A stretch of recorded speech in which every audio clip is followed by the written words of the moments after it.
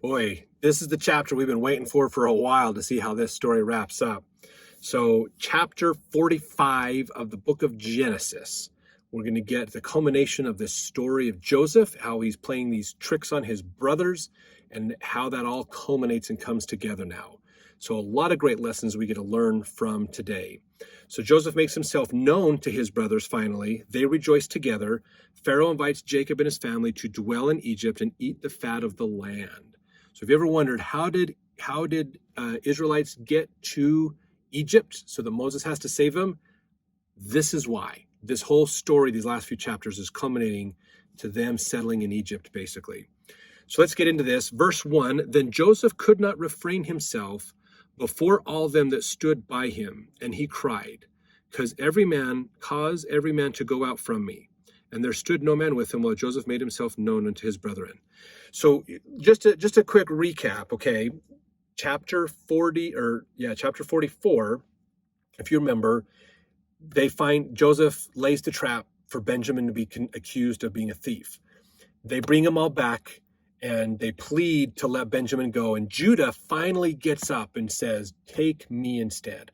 I will take the punishment of everything. This is all my fault anyways. I cannot bear to this happen to my dad again. Please take me. So he's showing he's very repentant of this whole process and things that are going on. Joseph finally realizes, I can't hide this anymore. My brothers did love me. They did care for me. And now I can see that they have repented. They are trying to make right with what's going on here. So he sends the servants out. So it's just him and his brothers. And then Joseph made himself known unto his brethren. And he wept aloud, and the Egyptians in the house of Pharaoh heard. So there is like, oh my gosh, this is a big deal that's going on. And in verse 3, and Joseph said unto his brethren, I am Joseph. Doth my father yet live? And his brethren could not answer him, for they were troubled at his presence. So I'm sure this is kind of what happened here, basically. We're kind of getting, the verses are a little out of sync in the timeline. So Joseph has those brothers there. Judah's talking to Joseph separately to discuss this thing. Joseph's feeling this abundance of joy and happiness with his brethren, that his brethren have acknowledged that of their problems and they're trying to fix things and stuff. They really don't want Benjamin to die. They love their dad. They love him. They're trying to go through all this. And so Joseph says, servants, I need you to leave. So they leave. There stood no man with him. So all of his servants around him, they leave, basically. They go away. And then as they leave, Joseph turns to all of them and says, I am Joseph. And I'm sure they went, wait, what? Hold on a second. Wait, Joseph? What? Are you what? You mean our Joseph? What? I'm sure that was happening here. I'm sure it's just crazy. And they're like, holy cow, you're alive. Oh, Dad's going to be so happy you're alive. Oh my gosh, this is going to be amazing. So he says here, Joseph said unto him, doth my father live? And his brethren could not answer, for they were troubled. Verse 4, and Joseph said unto his brethren, come near to me, I pray you. And they came near, and he said, I am Joseph your brother, whom ye sold into Egypt. Now therefore be not grieved, nor angry with yourselves, that ye sold me hither. For God did send me before you to preserve life. For these 2 years hath the famine been in the land, and yet there are 5 years in which there shall neither be earing nor harvest. And God sent me before you to preserve you a posterity in the earth, and to save your lives by a great deliverance.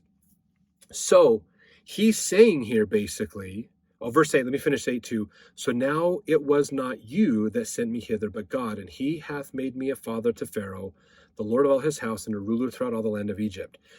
So Joseph's going, it's me, brothers.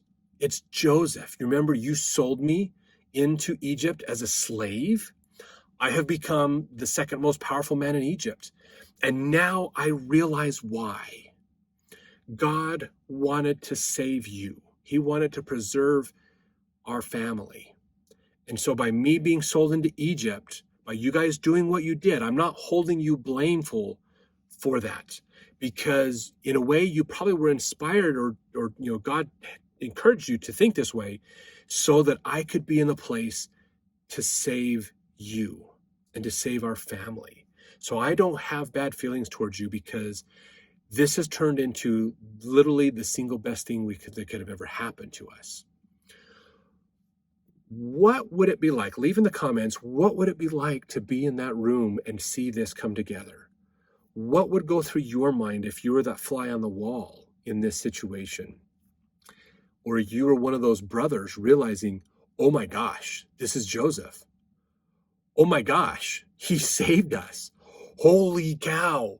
And just, that revelation of that idea of all of it culminating together.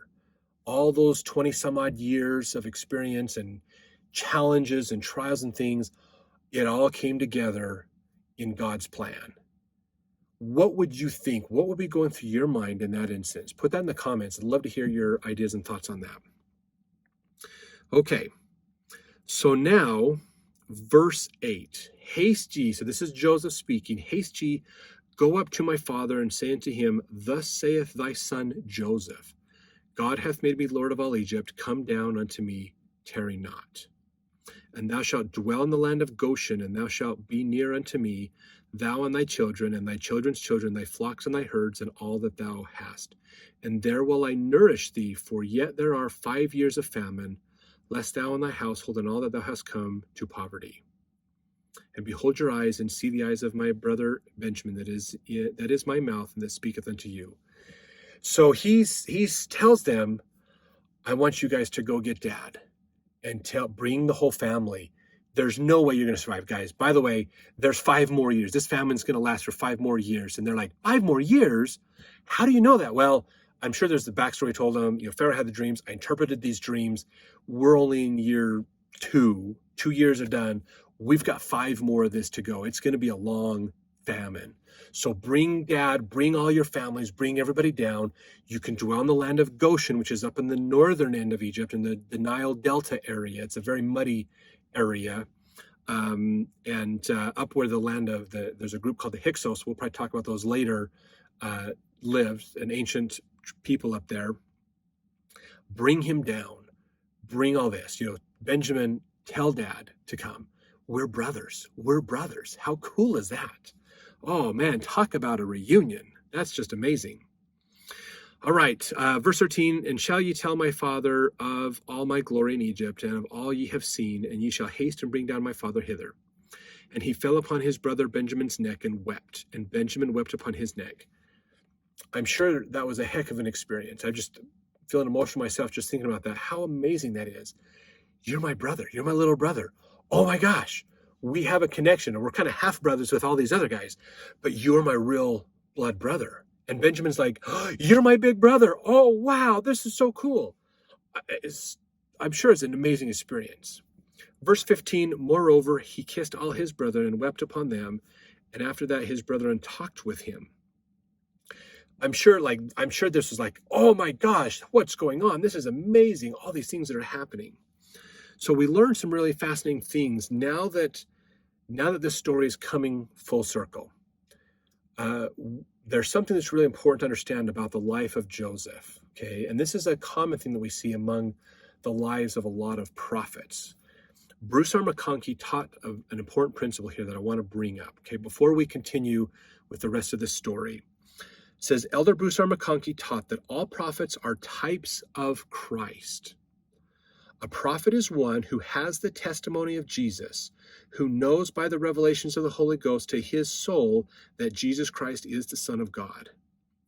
In addition to this divine knowledge, many of them lived in special situations or did particular things that singled them out as types and patterns and shadows of that which was to be in the life of him who is our Lord. So that's what he said in the book, The Promised Messiah. So let's look at this. Likewise, the life and mission of Joseph typifies the life and mission of Jesus. Consider the following, okay? Consider these things. Joseph was the favored son of his father. So was Jesus. Joseph was rejected by his brothers, the Israelites, as was Jesus. Joseph was sold by his brothers into the hands of the Gentiles, just as Jesus was. Judah, the head of the tribe of Judah, proposed the sale of Joseph.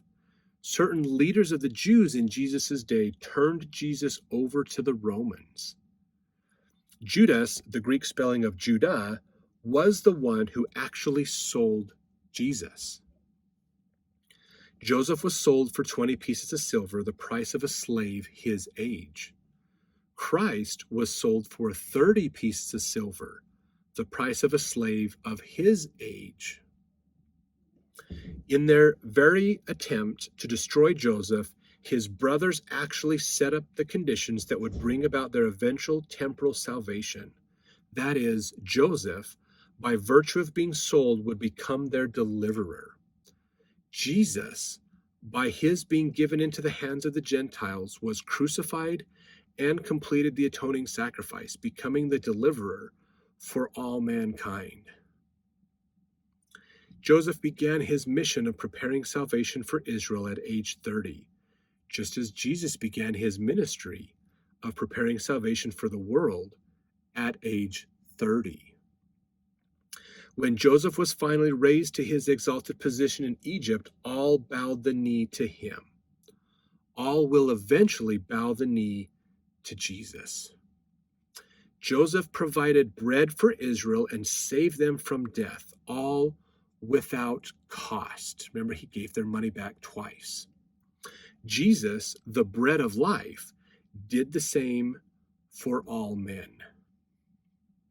What a cool experience. How cool is that? That's what is going through your mind right now as this is happening. Leave in the comments, what do you think, understanding this shadow and typification of Christ that we learned from Joseph? I'd love to hear your comments and thoughts on that. What does that do for you? How does it help you understand the Savior and your relationship with him better? So cool. Such a great thing that we get to learn about. Okay, let's see if I can survive the rest of this chapter here. That's just powerful stuff. A lot of witness going on here. Verse 16, the fame thereof was heard in Pharaoh's house, saying, Joseph's brethren are come, and it pleased Pharaoh well and his servants. So this is interesting. We kind of have to look at this and realize Pharaoh knew Joseph was Hebrew. Okay, they told him he was Hebrew because he was in jail, and he was the Hebrew in jail. They knew that. They knew his backstory. So they were probably not surprised that they probably wondered a little bit why Joseph was singling these Hebrews out to talk with, but they knew Joseph was Hebrew as well. So that probably factored into that equation a little bit there also. And I wouldn't be surprised if we learn more about this story, that after that first time when he accused his brothers of being spies and all this, that the servants are like, hey, you're Hebrew and they're Hebrew. Are you treating them different for a certain reason or something? He's like, they're my brothers. They're my brothers. I'm setting up a condition for them. So just go along with me here. Don't tell the secret, basically. I wouldn't be surprised if that's in there actually. We just don't have it in the writings right at now.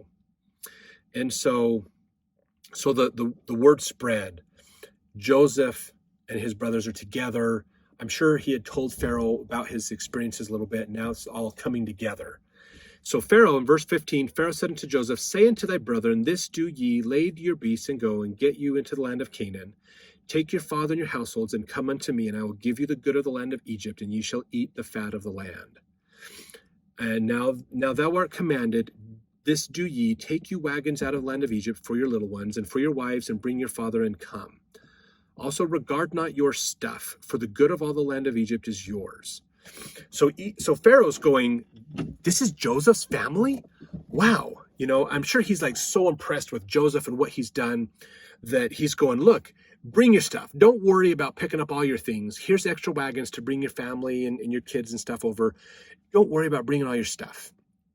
Don't worry about it. You have the best of Egypt in front of you. Joseph has been so phenomenal. I mean, Egypt has grown. Egypt is mighty. Egypt has dominated. They are like the source for everything right now because of this famine. He has saved our lives and has made us extra wealthy. You are his family. You are honored guests in Egypt. Please come. We're going to give you the fat of the land. You are going to be taken care of. Don't worry about your stuff.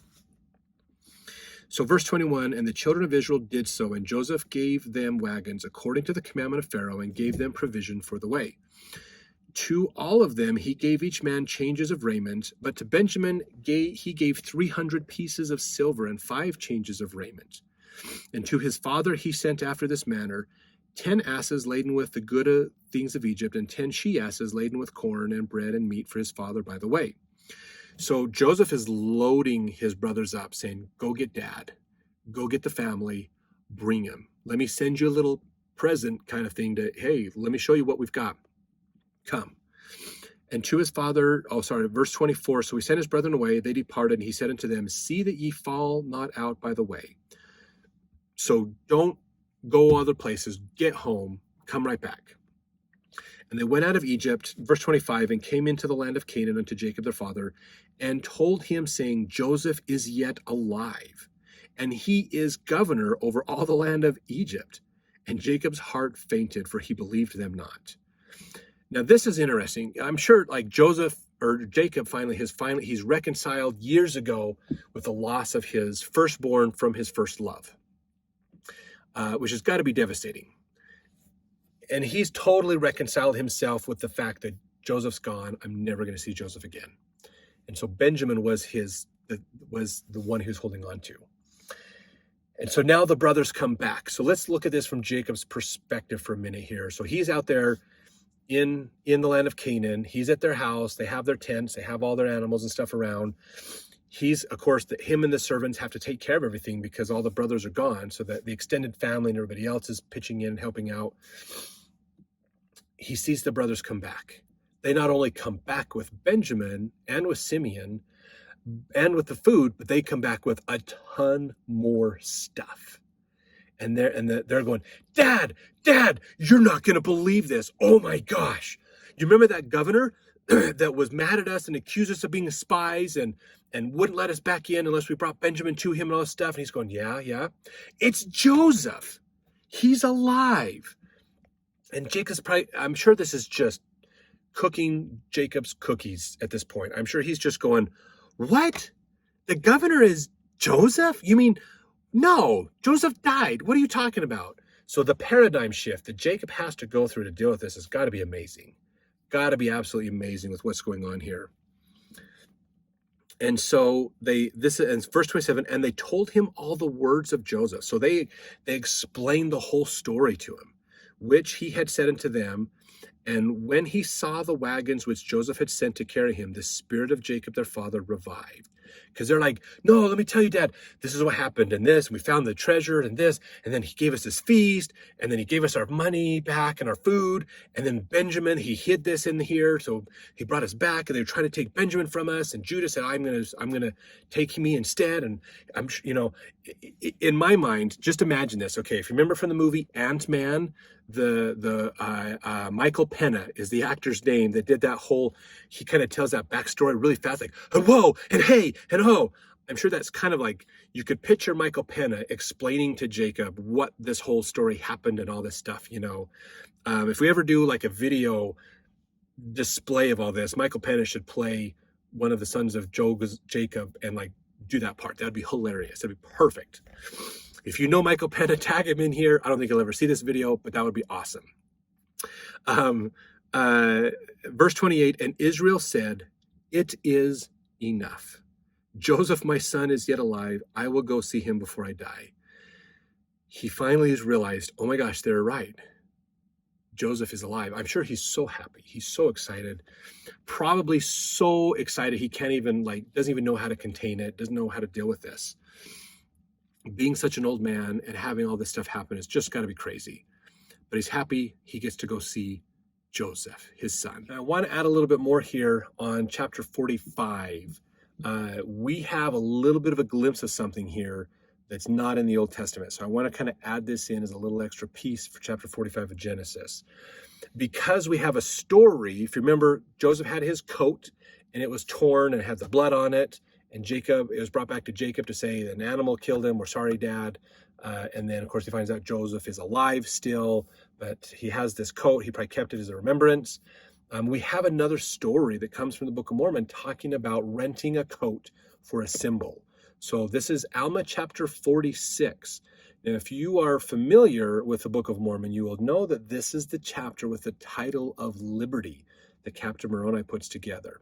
So I wanted to talk about something here that's a little unique to LDS philosophy or scripture, because there is a tie-in with this.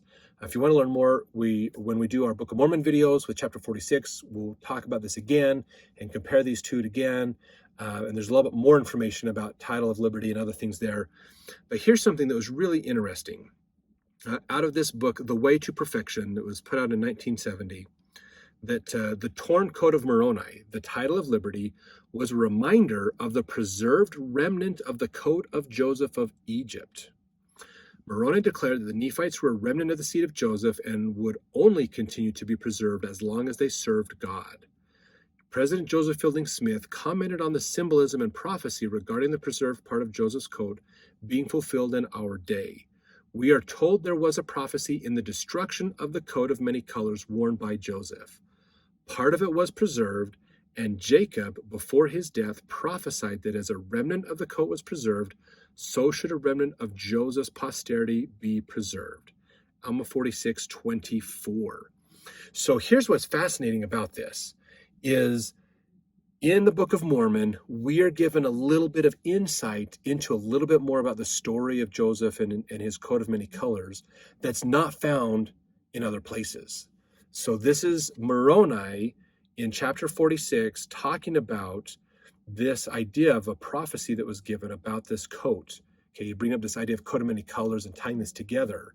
Okay, so that is important. When Joseph's coat was rent, some of it fell apart, but some of it did not fall apart or go bad. So some of the coat withered and fell apart and some didn't. And Jacob said, there's a sign in this, there's a prophecy about this, basically.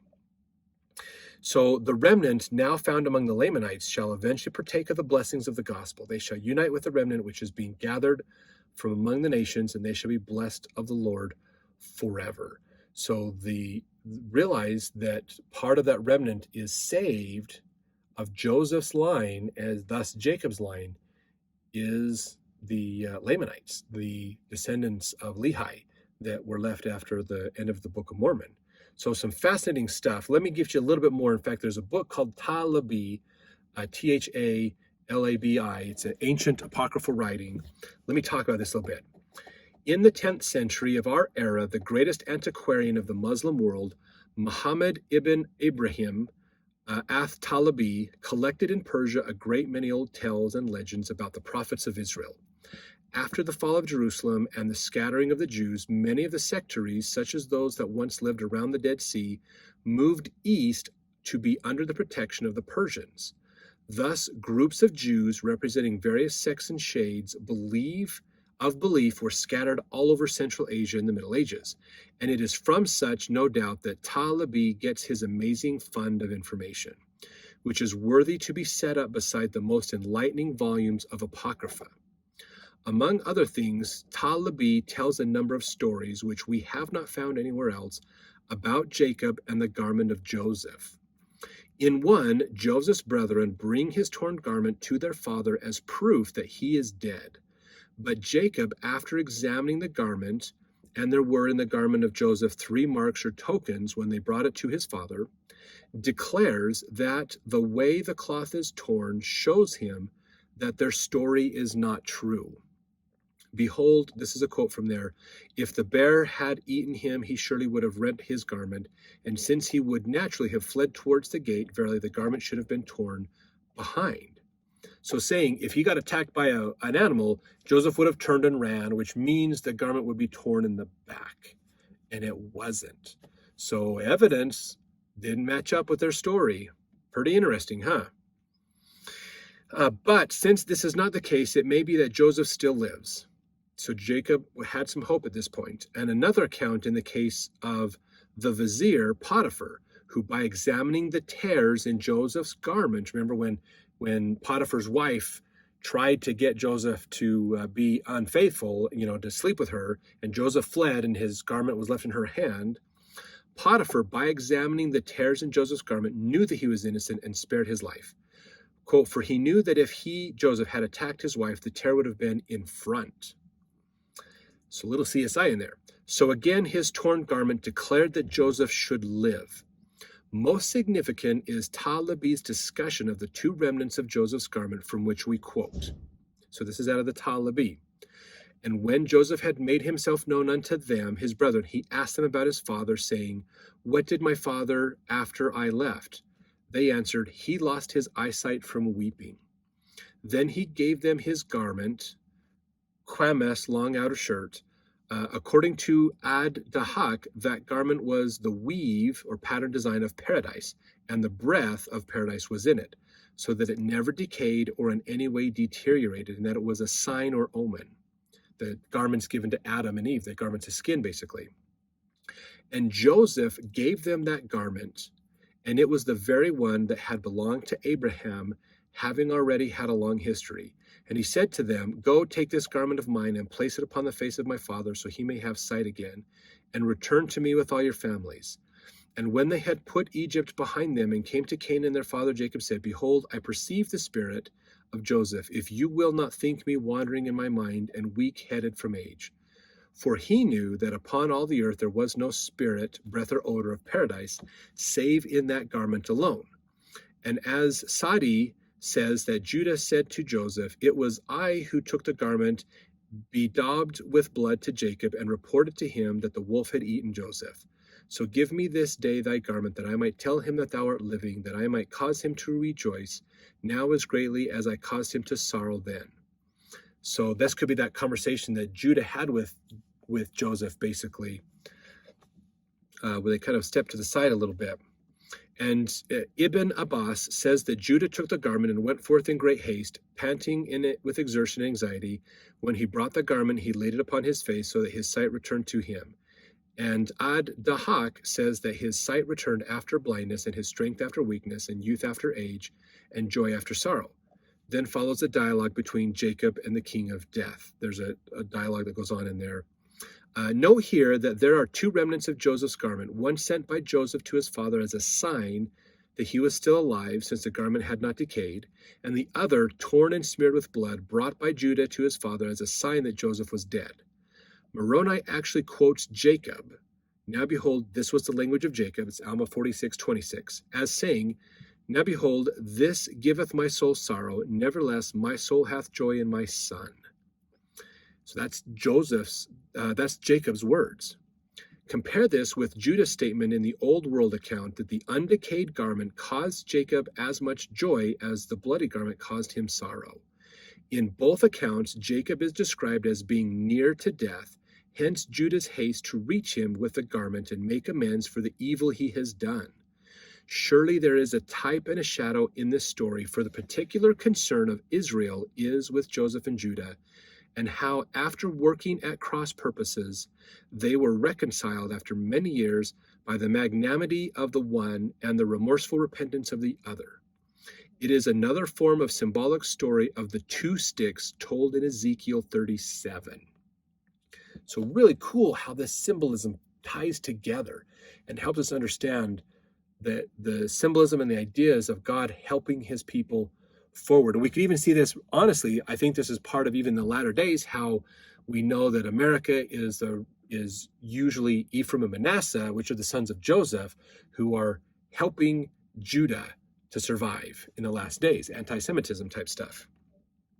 But aside from the great symbolic force of the tale, there can be no doubt that the story told by Moroni as one familiar to all the people actually was one that circulated among the Jews in ancient times and was taken to the east by them, being like much early Jewish lore completely lost in the West.